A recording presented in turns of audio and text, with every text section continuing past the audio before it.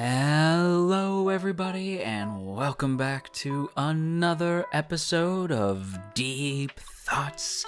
And today we are talking all about Dr. Stone, Episode 2, King of the Stone World. But before we begin, I do want to stress something. For the next 5-ish days, instead of having some days where we have 2 videos per day, it's going to go to 1 video per day. Now, the reason for that is because I will be out of town on a family trip, so unfortunately I will be away from the computer, but don't worry, I should have videos scheduled for pretty much every single day. That does mean that some videos will come out, or some episodes will come out later than others. I'm going to make sure that Dr. Stone is the first one that comes out, since it's the first one that I'm talking about during the day. So Dr. Stone will probably come out first. I'm not sure what the order will be for everything else, but I should have videos up on the channel every day, so you won't even notice I'm gone, but some shows will come out later in the week than they normally do. For that, I apologize. And I'm also making them all in the same day, so it takes me about 3 hours to make one of these, and I have to talk about 5 shows, so I'm going to go slightly insane. And because of that, the editing is going to be much more lax. No funny avatars, my funny avatar showing up or anything, drawn by the wonderful ALSL. But yeah, so editing's gonna be a little bit more lax, and I'm gonna change up the way that I do things. Normally I go from the top of the episode to the end. For the next few days, I sorted my thoughts into my positives, my negatives, and then just some general things I wanted to note. So it's gonna be a little bit different for the next 5 days. Please bear with me. I'm super sorry that this trip kind of sprung up on me. I wasn't really expecting it, but yeah. Anyway, let's go ahead and talk about Dr. Stone, the thing that everybody's actually here to talk about. Let's go ahead and start with the positives, because I have tons of positives, way more positive things to say than I do negative, and even the negative stuff, it's more nitpicky than it is negative. But let's go ahead and start with some of the good, namely that Senku is a good man. Despite being the mad scientist, he really does have this element of goodness within him. Like, he very clearly is like, he's a mad scientist, it's so cool, son of a bitch. But he's actually a good dude, deep down. Based solely off, and it's in little moments, right? When Taiju says, oh, it's time to, we can finally bring somebody back, who are we gonna bring back? And you know who Taiju wants to bring back. He wants to bring back Yuzuhara. And Senku, is the rational one. So he is thinking, it doesn't super matter who we bring back first. I could bring back somebody that we could look around, try to see if we know anybody in the area, maybe try to see if we can bring back somebody helpful, but it doesn't really matter who we bring back because we know we're going to start bringing back lots of people. But because he's a bro and a good dude, and Senku and Taiju's relationship is so nice, he, of course, gives Taiju the nod saying, you can pick. Since it doesn't matter, you can pick. And of course, you know who Taiju picks. Although it doesn't quite go that way. And it's also worth pointing out too, and it's one of the things that I think makes Senku interesting. Like I said, he's a good guy, but he has that mad scientist element. And we notice this when it's a good way to explain something that people will probably question, as well as flesh out Senku's backstory. That being that Senku, or not backstory, but flesh out Senku's character. That being, before they try to bring back Yuzuhara, Senku does use a bit of the formula on a stone statue, one of the people that were shattered. And when it does come back, it's dead. It's just a corpse.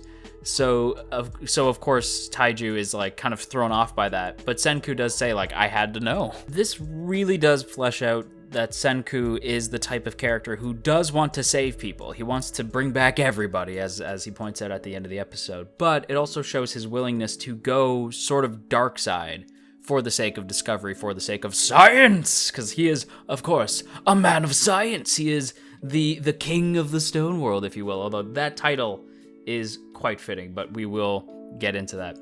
The next thing I want to point out, speaking of kings, is lions. There's lions and tigers and bears. Oh my. Okay, there's not tigers or bears, but there is lions. There is lions, and they do come out of a forest, so that is quite fitting. That reference does check out. And it does, the fact that lions show up at first, when I was reading, because again, I read the first volume, and when I read the first volume, I remember thinking lions, but when you think about it, it doesn't make a lot of sense. Both Taiju and Senku point out that if the humans are petrified, of course the zoo animals would break out. And if zoo animals suddenly broke out and were roaming around, that leaves the lion as the new king of the stone world. He's the king of the creatures until, of course, the humans come back. And so, yeah, like, of course, like, there would be, like, a pride of lions roaming around. By the way, lions have the best name for packs. A pride of lions. But, like, yeah, of course, like, in a world where, like, there's no humans and animals are just roaming around, the animals left in the zoo would suddenly become top dogs, or in this case, top cats. And speaking of top dogs and top cats, we have one cool cat in the form of Shishio, whose introduction is the stuff of legend. Like, okay, Shishio Tsukasa is the character from the manga, and I won't spoil. It does pretty, like, the end of the episode does kind of give you a taste of who this character really is. But this man is wild, and I was waiting for his, like, I was kind of like hoping we'd get to this, and I'm so happy that, like, we get to him and we really get into his character, like, right in episode 2, because from the first volume, his introduction, like, everything was fun and sort of like lighthearted, and I was like, yeah, okay, Dr. Stone's pretty cool. But the instant we get the Shishio and Senku dynamic, that is when I really got into Dr. Stone.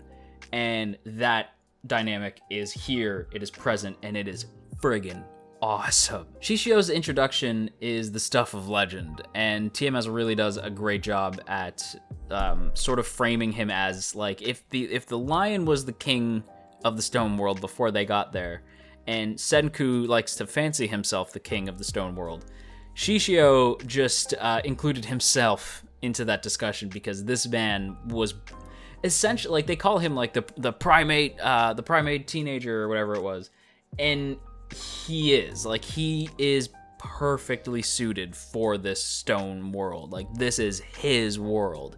Everybody else just happens to live in it. Might I add, too, that Yuichi Nakamura's voice is pure genius on the part of the casting department, director, whoever.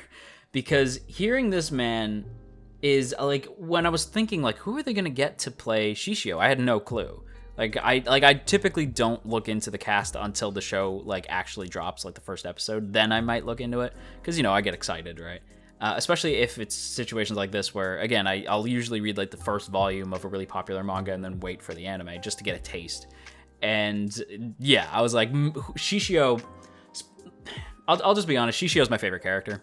So I was like, oh, man, like, who are they going to get to play the boy, the man, the myth, the legend? Yuichi Nakamura. And I was like, oh my god, that's genius. Because if you don't know, the 3 characters I knew Nakamura for was Kuro from Haikyuu, Oraki from Hyoka, and most recently, Bruno Bucciarati from JoJo's, which all of those characters, while they are different to Shishio, their voice, the way that they speak and hold themselves, and the way Nakamura typically plays these characters, it's perfect. Shishio is, like, don't get me wrong, he is a beast of a person. Like, he is, like I said, he's made for the stone world. But what makes him fascinating is that he's not just, like, me am caveman, me am hit, like, lion with fist. Like, no, he's actually well-spoken and eloquent. And he has a mind to him. He's aware of what he wants from this world. And Yuichi Nakamura plays him with the calmness of Oraki with the drive of Bucciarati. And it's just friggin' perfect. I could gush about Shishio's intro. TMS nailed this character. I'm so happy. And like I said earlier, the dynamic between Senku and Taiju is fun. But the one between Senku and Shishio is way more interesting. Like, Senku and Taiju is fun. It's classic. It's written well enough that you're, like, really into it. The brain and the brawn.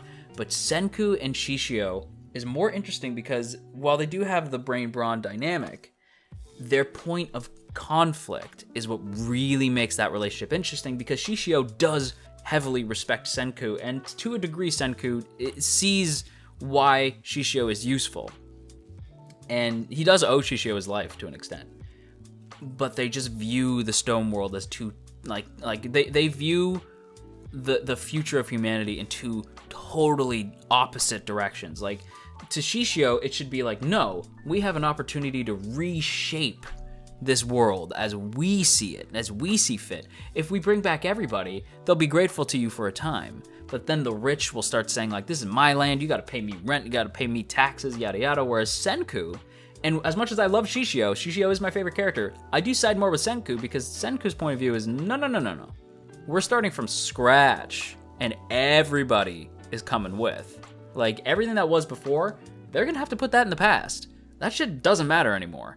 We need to restart humanity from the beginning, which means I need all hands on deck. And Senku and Shishio's, like, that tension is what makes the first volume fascinating. Like, that's where I was like, I cannot wait for Dr. Stone. And, like, now that it's here, I'm like, friggin' yes, it's so cool. Now, I did mention at the beginning of the episode, though, that I do have I had negatives, and spoilers, it's 2. I have 2 negatives. One is on the scripting side. There's the scene where they're running away from the lions. Taiju suddenly shouts, "Why are they not attacking us?" And I was like, "What?" Like I thought it was gonna be because I was like, I don't remember that from the manga. Like I thought maybe it was gonna be a moment where Taiju asked like, "Why are they not attacking us?" And Senku just turns to him like, "Are you missing the chase that is happening right now? They are very clearly trying to attack us." But Senku answers him as though they're not currently being chased and attacked by lions. It's just a weird oversight to me, where I'm like, what do you mean they're, like, why aren't they attacking? Like, because Senku says, like, they're not attacking because they haven't seen bipedals in a long time, so we probably look really weird to them. But they are attacking them. So I was like, you could have either, maybe that was like a mistake, like a mistranslation on Crunchyroll's end. Maybe that was a weird oversight on the script writer's end. I don't know, but it was friggin' weird, and it did take me out of it, where I was like, wait, what are you talking about? So I thought that was kind of weird. And the ED, now don't get me wrong, the ED song is groovy. It is friggin' cool. I really like it. The visuals, though, kind of lazy. Kind of lazy. Like, I was like, oh, okay, those are just manga covers. Like some of the characters who appear like and just kind of float. It kind of looks like I edited the ED. That's the best way I could put it. I was like, the visuals, considering this is TMS, I feel like that could have been done better. They do much better work on the EDs in stuff like Fruits Basket. So I know they could do better, so I was sort of like, okay, all right, well, I guess I will take that. But overall, everybody, those are going to be my thoughts on Dr. Stone, Episode 2, King of the Stone World. I cannot friggin' wait for next week, but until then, I will happily give this episode a strong A. This was a strong A grade episode. Really well done. With that said, everybody, that is going to wrap up today's video. So I hope you guys enjoyed. If you did enjoy today's video, then hitting that like button and sharing the video around on the internet, why, that would be super rad of you. And if you're new here and you want to check out more from me, by all means, go ahead and hit that subscribe button, and why don't you ring that bell to join the good ones. And before we go, as always, I have to give a big shout out to the good folks over on Patreon, namely those in the Earl Grey tier: Dominic, Urza, No For Nothing, Maria Teresa, Omner Garamond, Opinionated Slime, Shadow Creative, Sipco Games, Tristan, and Veridin. Thank you guys so much for your continued support. It friggin' means the world to me. And until our next meeting, you stay rad and don't scary.